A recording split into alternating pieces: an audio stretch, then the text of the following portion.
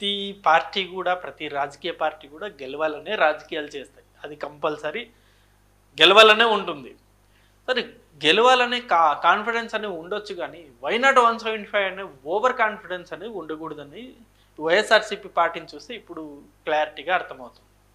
ఆ ఓవర్ కాన్ఫిడెన్స్లో భాగంగానే అనేక మంది నాయకులు లెక్క చేయకుండా ఇష్టం వచ్చినట్లు మాట్లాడారు. చంద్రబాబు నాయుడు గురించి ఇష్టం వచ్చినట్లు మాట్లాడారు, లోకేష్ గారి గురించి ఇష్టం వచ్చినట్లు మాట్లాడారు, అలాగే పవన్ కళ్యాణ్ గారి గురించి ఇష్టం వచ్చినట్లు మాట్లాడారు.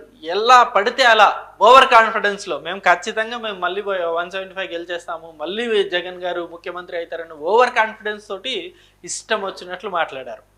కానీ జనాలు అలా ఉండరు కదా, అన్నీ విన్నట్టే వింటారు. ఎప్పుడు ఎలా వాళ్ళు రియాక్ట్ అవ్వాలో అప్పుడు అలా రియాక్ట్ అవుతారు. ఈరోజు వాళ్ళు అలా రియాక్ట్ అయ్యారు. సో ఈ ఓవర్ కాన్ఫిడెన్స్ అనేది జగన్ గారిని కొంపముంచేసింది.